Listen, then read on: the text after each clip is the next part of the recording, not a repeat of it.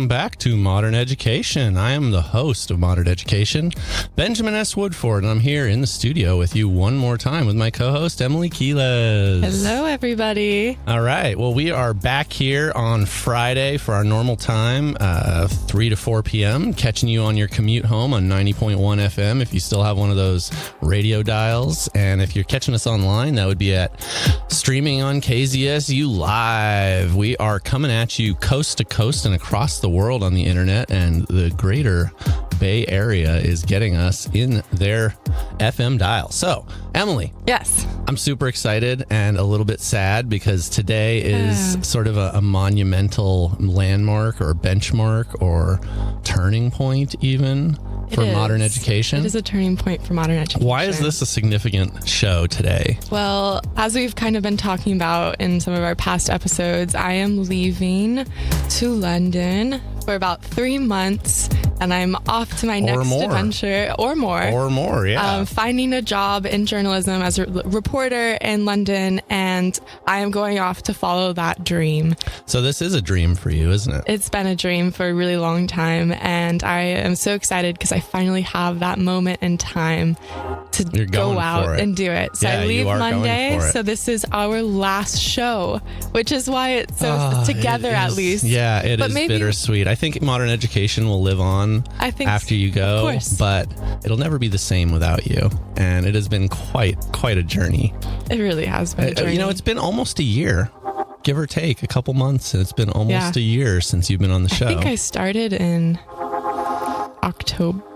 It was October or the beginning of November, somewhere in there. Yeah. And, you know, it has been quite a journey. And I think what we're going to do today to honor that journey is to talk about it a little bit. Yeah. And get hash it out for ourselves. A sort of recap on what modern education means after going through this journey for quite some time now and talking with lots of interesting guests and doing a lot of different types of shows and covering news stories and covering huge panel discussions. And it's been quite a variety of a repertoire of different types of interviews, which is one of the best things about being on a radio show is that you have the ability to talk to so many different people.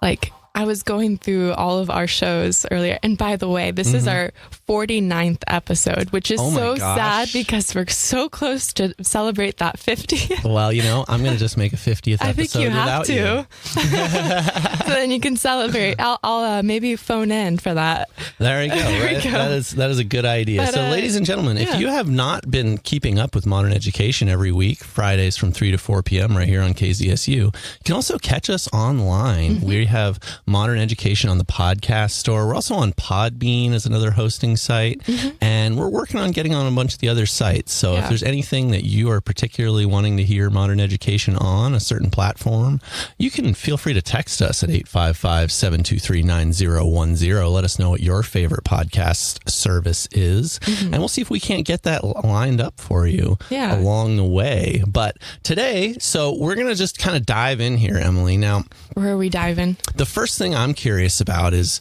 if you can recall, what were you feeling before you started doing radio? Like coming to that first day, like walking into the studio, never having done radio before.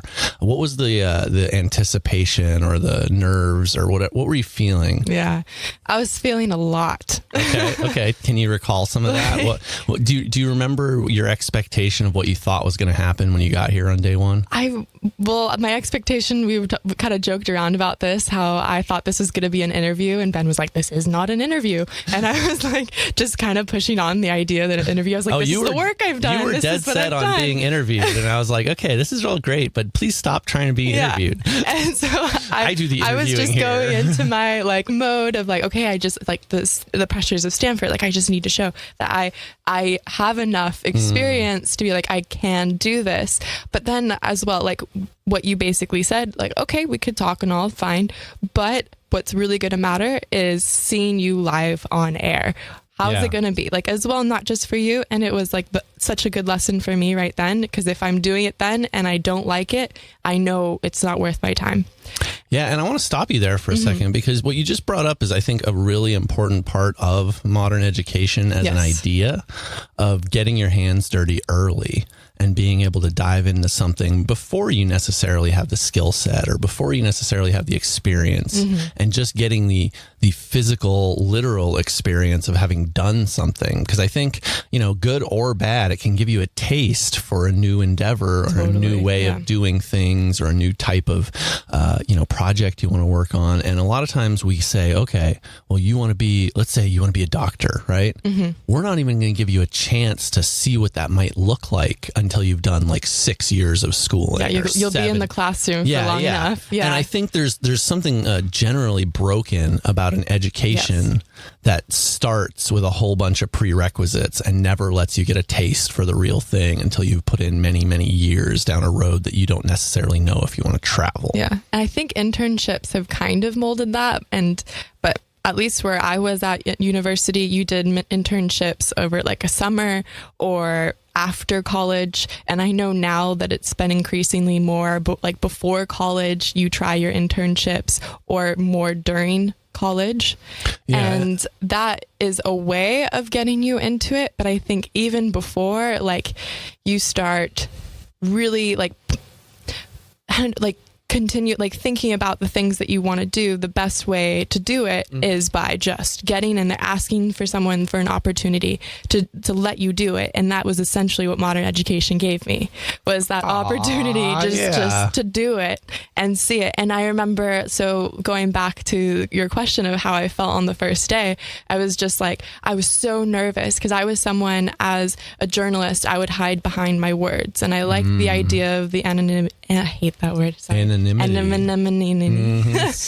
anonymous. I really liked, and like not having any like direct opinion per se as a journalist was also something I held as at my university level. But then through radio, I learned, so to compare this, like as a writer for an article, I go out, interview people, take a couple pieces of their interview to quote them and basically use their interview to write the article, right? But that person really only has, let's say, 30 seconds full of their voice.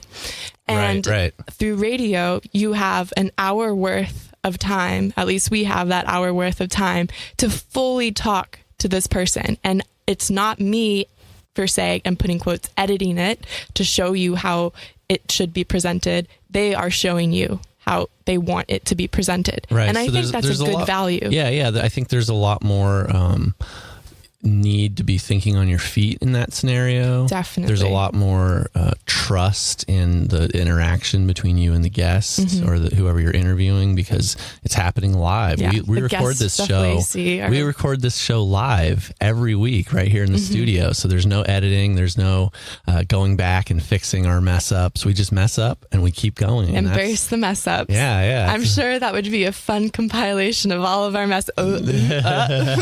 all my word mistakes. Well, I think that's the part of learning. I think you do pretty well, so I wouldn't be looking for too many of those. But that was like a part of my learning curve. Like, when I want to find this, I actually posted this the other day on my Instagram. I hope I get this in a timely manner as I'm speaking. I know, it is so unprofessional to be on your phone while we're on the live radio. You know that? It's this learning curve, and it's this gradual curve, and it says, this is impossible, goes up a little bit. I'll never be good, goes up a little bit. Oh, here we go, goes up a little bit. What was I worried about? And then goes up, peaks. I totally got this. And then it goes completely down the graph and says, I can't believe I thought I knew what I was doing. Yeah, well, and I feel like that has been a great way to, most things in life to kind of show that, like, oh, I got it. Wait. No, I really don't know what I'm doing. Yeah. Let me learn again, like, and repeat. Like, you just continue that. And that is what modern education has kind of proven to me, that, like, I thought for a bit, oh, okay, I'm learning, I'm getting it.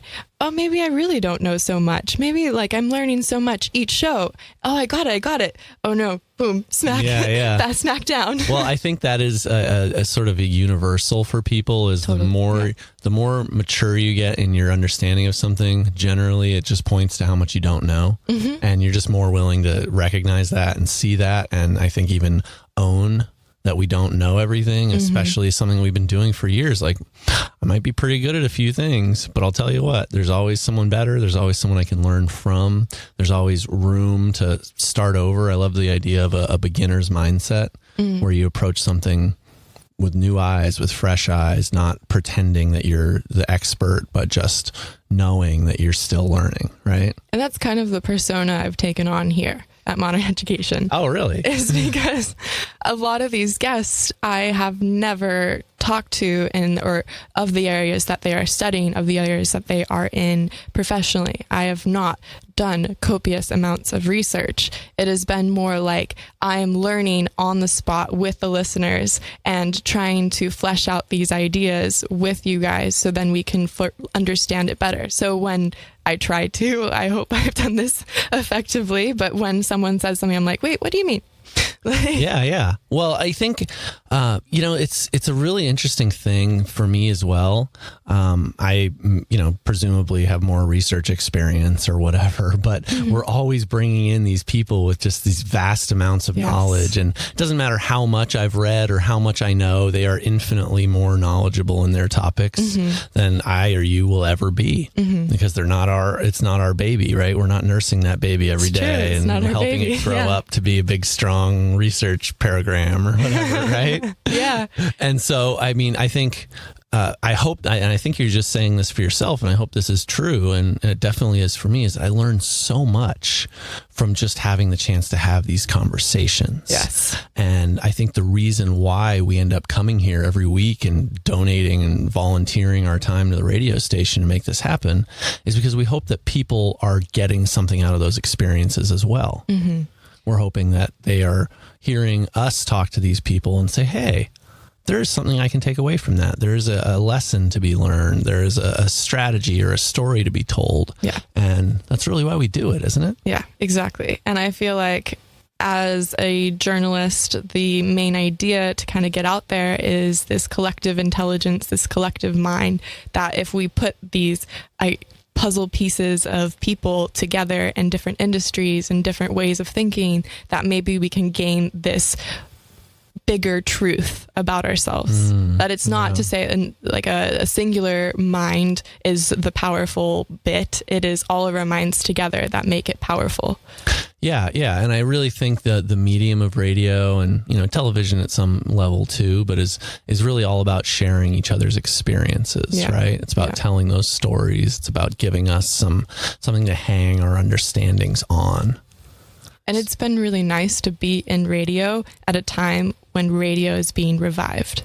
Yeah. Because it has been known as it's been following this trend that it's not a thing anymore. Like, people don't care about audio. They just care about TV.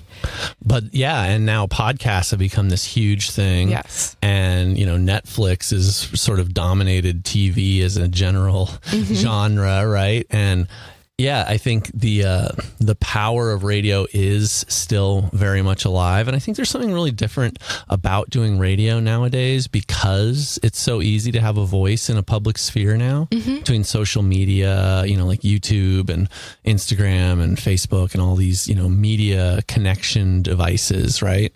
What they're really doing is they're giving people an easy way to have a voice in the world. Yeah. But they're not hard to come by, right? So there's just everyone can be a blogger, everyone can be a vlogger, everyone can be a whatever, right? But there's no physical building, there's no infrastructure, there's no broadcast range to the social media. There's no hardware behind any of that as far as the average user is concerned, right? And so I think there is something even more special about doing radio because of that existence of infrastructure and even the legacy of having the station been here since before I was born, before you were born, right? No, there is something really special about it. And it also often feels like it feels like it could be like a competition of voices, a competition of perspectives. But I want to go back to, again, that collective bit, is that it's not about the competition of trying to get your voice heard. It's just putting it out there, so then some people will resonate with it, will take it a step further, will someone on. It's like the chain reaction we hope for. It's not that it's just my voice and that's it. Right. It's a piece of that voice. Oh, you have a lovely voice, so that wouldn't be too thank bad. you. Yeah. Okay, so I want to kind of go through this journey some more with you, okay? So you just shared a little bit about how it felt kind of coming into the studio. I don't think we got to what it was like, what you remember from actually sitting in the studio your very first day within an hour of coming in here and hopping on the mic. Like always, we like our tangents. Yeah. I mean, so I was so nervous on the mic. But then once leaving the studio, I was pumped with adrenaline. So much energy. It's kind of like that after every show, right? Yeah, it's like, really is. We did it. Yeah. We did the show. It happened, right? And you see the guests as well, their adrenaline, their energy that they put out. And that is something that I kind of like feed off of in a way. Yeah. Of like seeing like, wow, see, like you sharing your stuff, it was worth it, because you feel like it doesn't even matter that we're not giving anyone money. We're not getting money ourselves. It's just like the gratification of money. it. There we go. So even on that basis, like it's just a complete, like it was just a full like gratification and like a visualization of who I could be by just practicing this. Yeah. And you did really great on your first week. I admit it was like, it felt special. And if you want to check out the first episode with Emily, online, you can go to Modern Education on the podcast store. I think it's like first search show it on with YouTube Emily or all of these different venues. You can find Emily's very first show, which I think it would be a great thing for you to go seek out and listen to after hearing her last show today. And, maybe you can text us at 855-723-9010 and let us know what you're thinking. You can always also text in, or we get it as a text if you want to tweet at KZSU or at KZSU DJ. That's another way you can get a hold of us right here in the studio. You can always call in, but we're probably not going to answer the phone if someone calls in. So you could text. That's the most preferred method. I'll answer. I want to hear some voices. Okay. Emily will answer the phone if you call in, but then I will tell her with a dirty look to get back on the microphone. Okay. So first episode, you were pretty stoked, right? Yeah, very happy. I can't remember. We were talking about, what was it? Like goals and like hope, like long-term, short-term goals. I'm going to be honest. I don't have any clue what we did on that first episode. All of these episodes have become just like a blur, right? I'm like, oh yeah, I interviewed them. That was cool, right? Yeah. I'd love to go back and listen to all our own shows again and just figure out who that guy is and what he's got to say and, and who that co-host is. She's good. Okay, so yes, where are we going? Moving forward in this journey, what have been some of the struggles that you've had to deal with, or some of the learning opportunities that you've had to grapple with along the way? Like the learning curve. Yeah. Because it's, the first episode felt good, went good, but then I imagine there was this learning curve of sort of. It's not that you imagine, Oh yeah, we talk about it all the time. I was there. That's true. But yeah, setting me up. I imagine that the audience imagines that there was a learning curve. So this progressive.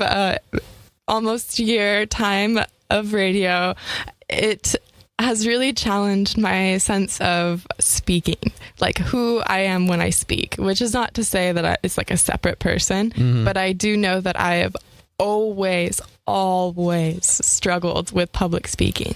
But it's just me and you here. But still is the idea. Well, this is why it's easier, because I can talk to you and then kind of like have the idea that people are listening kind of in a distant part of my mind. You know what I do? I just imagine all of the radio people in their underwear. That doesn't work. It helps me not be nervous. No, I'm just kidding. I don't know how many radio people are even out there. It'd be really hard to imagine them all. We're just in our underwear. I am whoa. Not true. Not true. Don't worry. We are in our PJs. No. That is the great thing about radio, though, is you can show up with your hair in a bun. Exactly. And with your sweatpants on. You always look very official. I'm I'm kind of like, I wonder if it's just so like the guests will think you're respectable. I show up unshaven with like, it's literally just me. Bees flying in my hair, twigs and stuff. Not true. Okay, that's fair. But he will be zooming in on his skateboard. Right. Okay. And so basically the learning curve. So going over like the public speaking, it was something like at school where I would be assigned a project. Okay, you have to talk about this and you're talking about your project, whatever. Mm-hmm. I would freeze. I would turn into a frozen red tomato. Like, oh, okay. I can imagine it now. And shaking. Like ice cold shaking. Shaking frozen red tomato. It sounds delicious. Yeah, doesn't it? Nice side. We're making funny faces at each other right now. For those of you who are not in the studio and listening online, streaming online, or on 90.1 FM on your FM dial. Always leaving up to Ben to give our listeners a nice little image of what's happening inside the studio. Anyways, so yeah, this was a great way to. I wouldn't say I fully have overcome my fear of public speaking, but it has given me a reassurance that I can speak.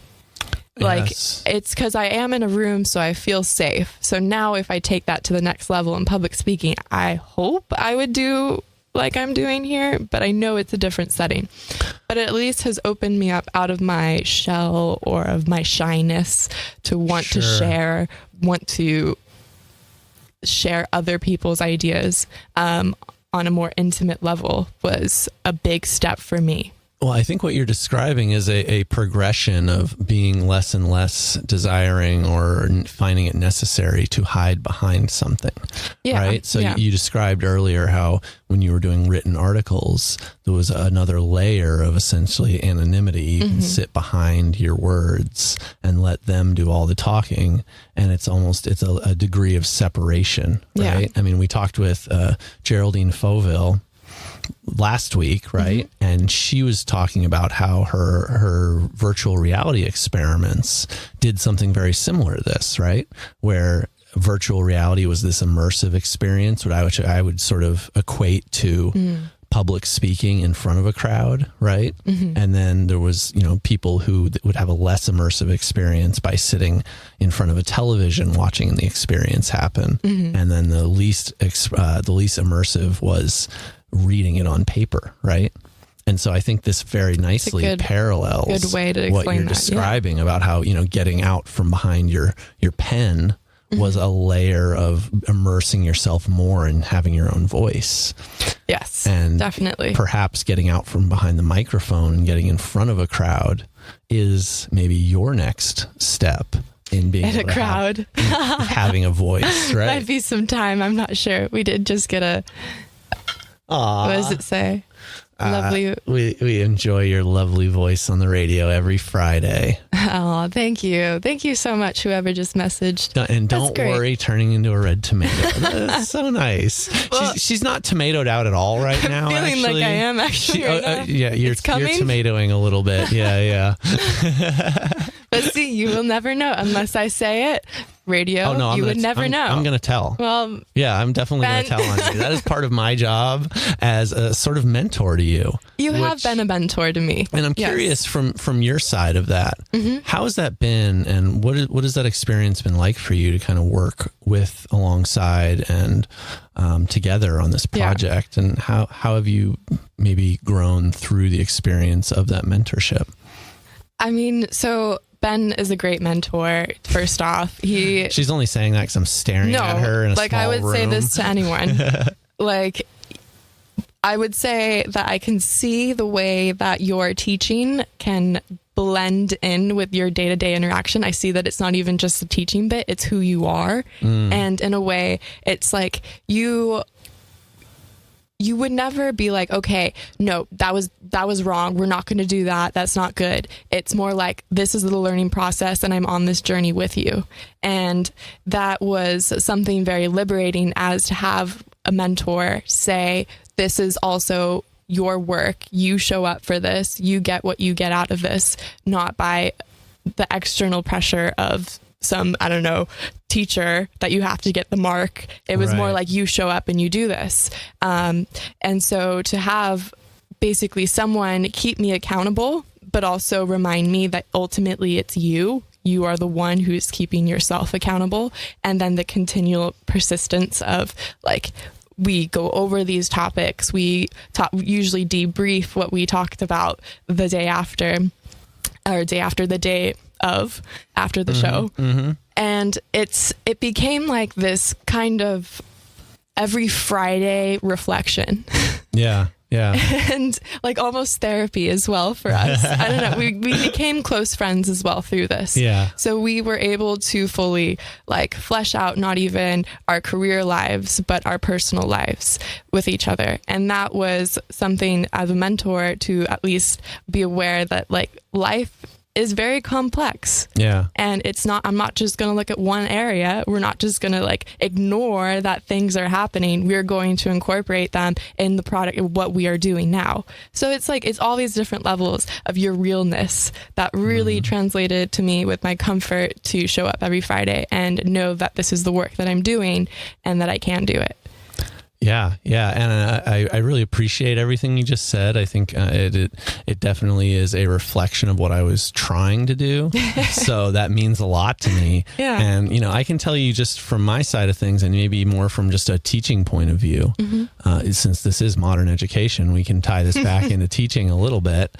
And what I'm taking from what you just said and what I'm wanting to just sort of focus for us is this idea of recognizing that when you're investing in someone, which is what mentorship or hiring someone or any kind of investment in human capital, you can't look at a person as a producer of goods and services and expect that to work. And that is, I think, a backbone of the way I see teaching or mentorship or even friendship. It's like, I care about your work and I want your work to be good. But at the same time, if I don't care about you as a person and if I don't care about your personal life, then I'm essentially saying, hey, I don't see you as a whole person. And I think teachers, a lot of the time, not all of them, many teachers are very thoughtful about these kind of things. But I think some teachers, and especially new teachers and people just getting into the profession of guiding and helping and raising up other people, they forget that you are not teaching math or English. You are teaching people, and part of what you're teaching them is math or English. But you also are teaching life skills and follow through and, agency. And these are things that are bigger and more important than any one day's lesson or any one day's, content or any of these other things that are also part of teaching. And so when I look at you and I say, here's a promising young woman who has a lot of great things going on for her. She also is a person dealing with interpersonal issues and a person dealing with, family issues and a person dealing with our own life anxieties and other things that can come up that are just there all the time. And, this is something that I can honestly say in a good way that I've seen this from my advisor here at Stanford, and it's something that I really like to emulate. My advisor's name is Jo Bowler, and she's, I'd say you could put her in the league of rock star teachers as a general category. She is, I would say, a rock star teacher, and I see the same kind of thing in her, and I really do try to emulate this give the trust and the freedom to anyone you're working with, anyone you're trying to help learn, to find their own way to learn. I mean, that's a lot of trust, especially if it's someone that you're really not like in a classroom. To trust 30 or so kids is a lot. Right. I mean, it's more maybe easier on maybe an individual level. I don't know. I think it does. It's the same on any level, really. I mean, I'll give you an example of something I used to do in my classroom, which was not a deep trusting bond, but it was more of a pointing in the direction of trust, which I think is sometimes enough. And I'll explain what I mean by this. Okay. So a typical scenario you would see in a public school setting, right, is a kid needs to use the restroom. they raise their hand and they wait to get permission to use the restroom, right? And I always thought, even when I was younger and in school, that this was a demoralizing event. I agree. It's a simple thing. It's so normalized in classrooms that we all just don't think twice about it. But I personally think having to ask for permission to use the restroom, let's be real here. If you're in prison, you have a restroom in your room with you. You have a toilet right there. So we are essentially saying our school children get less freedom with their own movement than prisoners in jail, right? It's a big statement, but At some level, there is an element of truth in that statement, to say, right? With the action of wanting to go to the bathroom, you have to say, hey, I have to go. I'm announcing to the whole classroom, I really have to go. Right. Now, I'm an adult. I don't know if you've noticed that, but I'm an adult. Yeah, almost. I was We're getting there. Sort of childlike at times, but that's okay. I'm good with that. But when I'm in a meeting, I don't raise my hand and announce to everybody that I'm about to go use the restroom and then ask for permission. I just get out of the room and go use the restroom and then come back. And I think that is a basic line of dignity that everybody deserves at any level and any age. Obviously, if you haven't been potty trained yet, maybe you need to ask for help, and that's a different story. But what age are you talking about? High school? Yeah, high school, maybe middle school. I don't know. I think there's a level of culture and classroom management that I don't presume to speak for every and all possible scenarios. But I think as a general rule, it is really a powerful thing to give trust to people who you are investing in, whether they're students or mentorship programs or, employees or anywhere in between. By giving this a certain level of trust and credit before it's earned, I think it makes a powerful statement about what you think about the potential of the people you're working with. Yeah. Right. And what you think about their humanity. Right. So here's what I did in my classroom to try to address this, because I didn't want my students asking for permission to let their bodily fluids function, right? That seemed silly. Yeah. So what I just told them the first day of the school year, I said, okay, there's a sign-up sheet in the back, just like a clipboard with a bunch of lines, and put your name and date and time. And when you leave, just sign out. I had a teacher who did that. Yeah. Right. And, I would look at it every once in a while, or notice if someone didn't sign out and just ask them, hey, can you please sign out? And that was just so that if someone came in my classroom looking for a student and they weren't there, but they were supposed to be there, I could say, oh, well, they just left 5 minutes ago. Here's their sign out. That's it. That was literally just accountability on my end, not because I needed to monitor their bathroom breaks or anything. I did do something kind of funny one time. So I taught statistics, right?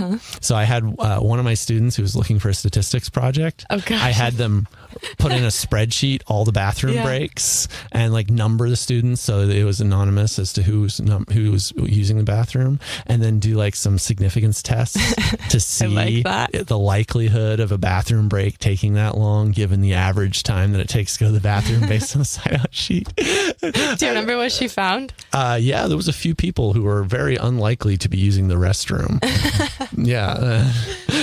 So you use your math so then you can also keep them accountable. Sure. Well, we just shared it with the class and we said, do you think this is a reasonable length for a bathroom break, given that the average is, under 5 minutes and standard deviation is 2 minutes or something? Why is this one student gone for 30 minutes? Well, maybe he just really didn't have a good time in the bathroom. Maybe so. I feel like we would have heard about the cleanup crew coming if that was really the case. Well, yeah. But with the sense of mentorship and leading with trust is on the receiving end, that ends up translating in me wanting to do the work more, me wanting to show you what work I can do, not even just you, but the people who are listening, because there's a greater a drive than saying I have to do this for so-and-so, I have to do this for Ben, I'm doing this for myself. Yeah, and I think what you just brought up is a really powerful statement that I want to take a minute to unpack, because what I'm hearing is a facet of where intrinsic motivation comes from, right? So those of you in the audience listening, there's a concept that's talked about a lot in teaching, but I think applies again across a lot of different domains, which is intrinsic versus extrinsic motivation, right? And extrinsic motivation is the motivation you get from like a grade from a class or a paycheck, right? This is something external to yourself being given to you as a reward or a marker of your good deeds or of your completion, right? And so when you think, like, we generally think in the teaching profession that extrinsic motivation is sort of the least desirable way to motivate someone to take action. Mm-hmm. Because if we're just offering an outside incentive, right? Like if I give my dog a treat every time the dog sits, that's great. But will they sit when I stop giving them a treat? And if you want to know more about that, you can check out our episode on dog training, which was a great modern dog education episode. I would definitely hope that you check that one out. But I'm still, and I was just thinking, I'm still like referencing towards my parents. Well, when I interviewed these dog trainers, right?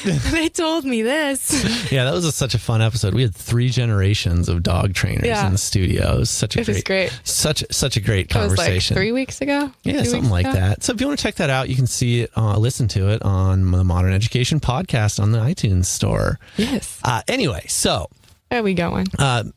I got a little off topic there, but this extrinsic, intrinsic motivation thing, right? So I really loved what you just described, because I believe what you were describing is the power of trust as a way to elicit intrinsic motivation from people. Because if you're given trust and you have some responsibility, and there's people counting on you, I think that is a powerful motivator. And you could argue there's some extrinsic motivation. There are people counting on you, whatever. But I think we are social beings, so we don't need to pick that apart too much. Mm-hmm. Like it's not just one thing. There's many things that are motivating us. But a driving thing is deeper. But the idea of having the agency and the trust to really take things on for yourself, I think that is a hugely motivating part of where learning really comes from. Definitely. Yes. And, I would love to see this happening more in classroom settings. I would love to see the opportunity for people to take on harder things like that and take on them without needing a grade or a paycheck to be able to want that to happen. Mm-hmm. And I think at some level that's not really feasible until we change the way the structure of like public education, for instance, is set up. I think because that was what you're saying there is one of the things, like the grade letter, the feedback was a lot of my motivation to do my work well initially at school. Right. And then once I was placed outside of that context, I'm like, wait, where's my grade? Where's my feedback? What did I do wrong? Got an A. And I was like, but it was like I was looking for the bad feedback. What have I done so that I can grow? But it wasn't necessarily the fact that was needed. It was as well as that I'm doing the work and that the work is getting done rather than a critique of myself, a critique of. Does that make sense? I think so. Yeah. I mean, grades, I think, do have a quality of being critical in and of their existence in themselves. Yeah. Because anything less than an A is putting into question your value or your contribution, right? Mm-hmm. Well, you gave a B level contribution, but it wasn't an A level contribution. And even if you get nothing else, no other information, that already is sort of pulling us down from like understanding what our contribution is. It's just saying it was less than perfect. Yeah. Right? I was just thinking, so Ben, what's my grade? Oh my gosh, you're asking me for a grade? I refuse. I would give your grade. I was expecting that answer. Not applicable. Not applicable. NA. No, thank you. Or we'll just say it's NA. NA. You got an A. An A. Yeah. There we go. Well, thank you. Anyway, I do. I wish we didn't have to grade in school, honestly. I'll tell you a little story, okay? When I was teaching, I tried to switch up what grading looks like. And it went horribly wrong. If any of my old students are listening right now, you can tell me about what the loss avoidance grading made sense to you at all. And it didn't make sense to anybody. So everyone was just freaking out. Yeah. So I'll tell a little bit more of the story. So I was in the classroom teaching high school math, right? And I had read some papers about how people are more likely to take action to avoid losing something they already have than they would to try to get something that is like a carrot being dangled in front of them as a prize, right? And I was thinking, like, why can't I apply that to grading? So instead of giving everybody a 0 and having them work their way up in a grade, I gave them all an A, and then just every time they didn't turn something in, I took points away so their grade would drop a little bit anytime they didn't do something, but it could never go back up. It was just like, you have an A now, and the only thing you can do is go down from here, so don't lose it, right? And it was so counterculture to what they were expecting their grades to look like. Yeah. It's like the F students were so excited because they had an A, and then like the next week they had a B, and I'm like, you do realize it's never getting higher than that B, right? And I had to abandon it pretty quick just because there's so much entrenched expectation for how grades should be done, and making a wild change like that no one's ever seen before is a hard thing to pull off. And it's hard to get a whole group of not only the students in the classroom, which could pretty much understand how that was working and knew where their place was in it, but then trying to get the other teachers and the parents and everyone else to just grasp something different. It's hard. Were a lot of the parents and teachers saying, like, no, this isn't going to work? Well, it's more like they just didn't understand. And, I had spent a lot of time explaining it to my students and getting them to explain it back to me and to each other. But to get that to go beyond the classroom discussion was tough. And the reason I'm bringing this up is just to think through this idea of, what motivates us doesn't always make perfect sense. And I think humans in general, we have a lot of obscure motivations and a lot of maybe even unbeknownst to us motivations that we don't even understand why we do certain things. And it's really good, I think, to just have this approach where you have the freedom to find your own motivation at any level. I think so too, especially with a child. A lot of it is just, if you're pushing me, I'm just going to push back. Especially a teenager. Yeah. Oh my gosh. Like, don't tell me what to do. Yeah. I mean, I'm pretty sure my parents are listening because they always listen. And I think Mom, Dad, I was probably the hardest teenager around. I definitely pushed back. But you know what? I think every teenager has, though. Like, sure. I think in each its own way, but we all manifest that little teenage angst and then realize what we've done later. Right. Hopefully, yeah. I think some people never make it past that stage, but it's a learning curve. Right. And we are all on that learning journey together. And we are in modern education right now. We are always here Fridays from 3 to 4 p.m. At least I will always be here. You'll be here. So what's our plan? So we do have any upcoming shows? I believe we're doing past recordings. I am going to take a little bit of time off from the show, a few weeks, and get out of town. So we'll do a few reruns for the next couple weeks. And while I mourn the loss of my illustrious co-host. Flattered. I will be mourning too, across the pond. If I am the Howard Stern of this show, you are clearly the Robin of this show. Aww. Anyway, so we've talked a little bit about some of the mentorship and some of the nerves and the kind of growth process. Yeah. What is it like going out and getting people to do interviews? What's that been like for you? Anything you've learned or picked up through the process of just recruiting people for interviews? Yeah. So, I mean, there's always a level of anxiety of the people that I'm reaching out to, that they know that this is a live recording. So I try to approach it in such a way that we're like, okay, this is conversation based, because that's ultimately what we want to get across, that this is a relaxed environment, just talking about the things that we are passionate about, rather than I'm here to completely disorientate you and make you feel nervous. Yeah, we try to stay away from jargon and industry talk. Right? Yeah. So, I think I have had tremendous success with it because I think of the Stanford logo stamped to it, that we have this opportunity to ultimately show the work that you are producing, and a lot of people are just really excited about it. Yeah. So it's never been too much of a struggle. And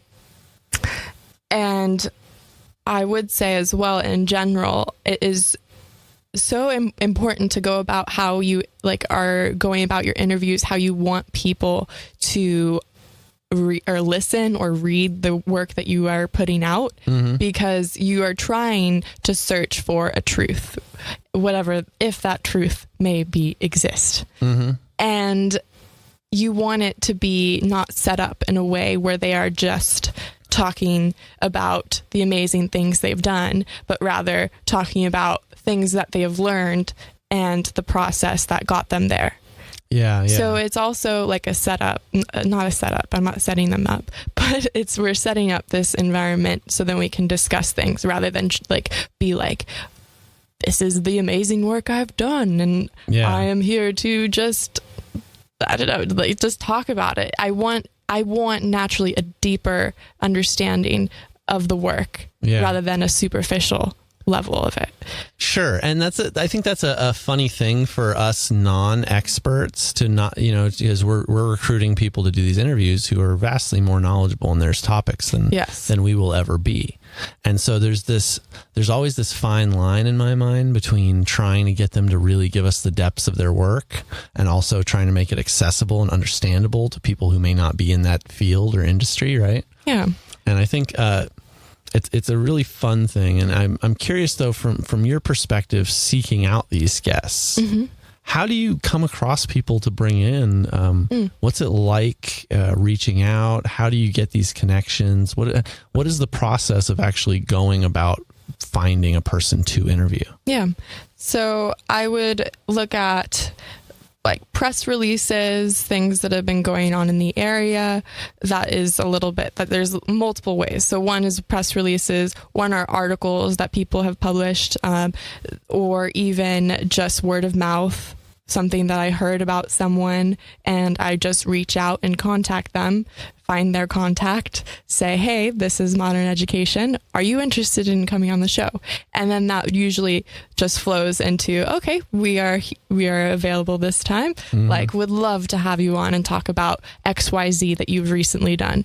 And it's really just an effort of reaching out, not being afraid to reach out to certain people, because ultimately you think about it, they're getting something as well out of it, whether it be the publicity or it be just a way to flesh out their ideas and understand it more. Sure. And so by searching guests, I am trying to find out as well, this perfect idea or of a way of showing what modern education is. And that's why we have given this complete, almost random, guest list of people from all different industries and ideas. Well, education permeates all everywhere. Things. Yeah. Exactly. You can't do anything without some level of learning and either self-taught education, school education, credentialized education.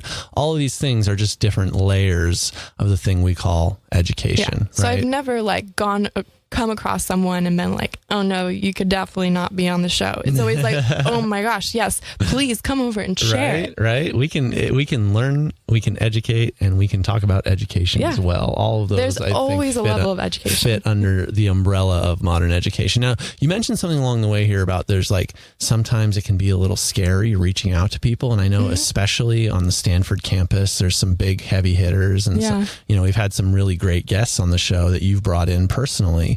And I'm curious, as a young person getting started in an industry, and what it's like, and if there's ever any sort of self-doubt that you have to grapple with to get to the point where you can reach out to these, world famous Stanford professors or different guests like that. I mean, you have to just forget it. You have to forget that that's even that they have a title or position, they know more. It's not the point. Right. You have to just go in saying, I am I'm just here to show, like, to want to talk to you. Right. Like, do you want to?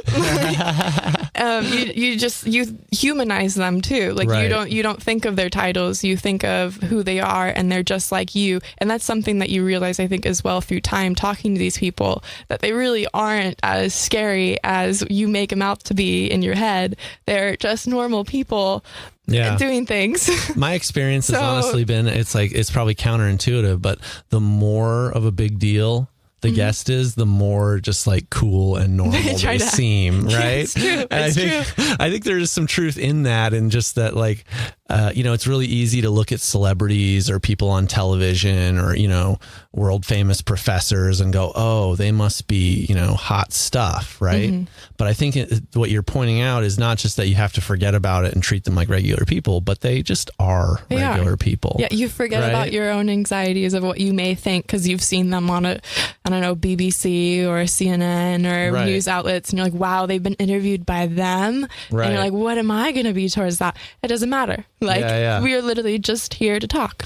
Yeah, and if you keep it at that conversation level, reminding yourself, so if anyone is listening who's thinking about ways to interview people, the best way is just keep it back to the humanity, that they're not any different than you. Yeah. While we're at it, giving interview tips, I'd say listen more than talk. Oh, yes. Which I seem to have forgotten on most of our episodes because I just talk over everybody. But it's okay. I think it's good to have, like, of course, the character, especially in radio, because people are always coming back. So like to have that consistent character. But it is like a good thing to always keep in mind is like I'm listening, and then building upon, you are repeating what they say and then going another next step in the interview. So you're saying it's good to repeat what they say and then go on with the next step. Yeah. Why? I was just repeating what you said. Oh. Sorry. My humor is so dry that half the time Emily doesn't even notice that I'm making a joke until I'm like, that was a joke. And she's like, You're so not funny, that funny, actually, but I laugh anyway because you're not my boss, but you sort of act like it. Good medium between boss and friend. Right. More like a bossy friend. No, you're not bossy friend. Okay, well, that's good. I feel comforted by you letting me off the hook for that one. Okay, so we've kind of talked a bit about getting into this journey, some of the things you learned along the way. And since we are very close to being out of time here. My last episode, my last 10 minutes. Yeah, I'd just really like to hear from you. What do you hope to bring from this into your next journey? Yeah. Your next endeavors? What do you hope you'll be better at now? Or what do you hope is like your biggest skill sets that you want to take away from this experience? Well, we've pretty much covered a good part of it, of like wanting to be more comfortable around people and being comfortable with just a conversation, rather than hiding behind words or things. Really embracing that of my, like, who I am and how I fit into this picture rather than just some like behind person. I want to take that forward with my reporting and how I go about stories in general, just feeling more confident to talk to people. I'd say it's really like a matter of self-confidence is the number one thing I can say, because I did not come into this very confident, and I'm still working on many parts of that. And I also feel like, as a journalist, it's always like, do I even know what I'm doing? Like, believe me, what am I doing? We all feel like that. I'm a researcher, and I'm like, half the time I'm like, do I even know what I'm doing? Yeah. Am I just a phony? Like, did I make this up, or is this real? Yeah. And it's, there's a little bit of both, maybe. I think it's both. But it's good to realize, like, that these, like, inherently we're all human. Like, we're not going to be some profound expert, especially at 23. Like, I'm not going to be there, like, knowing everything there is to know.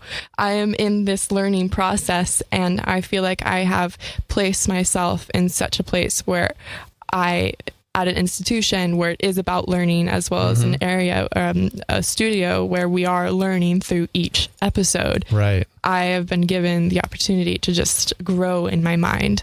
And the number one thing I think about is when Felicia Darling would talk about growth mindset. That has always really resonated with me, with that. You're not going to just be good at one thing automatically. And if you're not, it doesn't mean that you can't not work on it. So she would use the example of soccer, like when you play a sport, you're not just going to be an amazing sports player.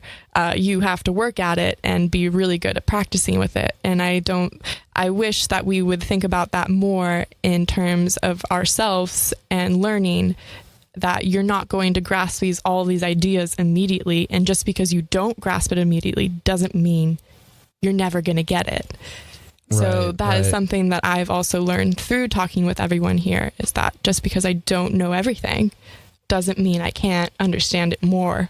Right. And I think that's such a great place for us to leave off on, is the growth mindset and recognizing that your own path is never over. And even though we are closing the book on this journey that we've been taking together, there is a new book opening up for you, and many, many pages for you to turn along the way. I sure hope so. And I, for one, will be very happy to see how that book ends. Thank you. Thank you, Ben. It has been such a pleasure being here. And thank you, everyone, for always tuning in on Fridays to listen to us ramble and talk about everything and learn and discuss. So I am forever appreciative of this experience. And on that note, we're going to sign off here. Emily is signing off for the last time. And this is Ben Woodford with Modern Education. We are here every Friday from 3 to 4 p.m. for your commute home, talking about learning, research, education, and sometimes just having a little fun.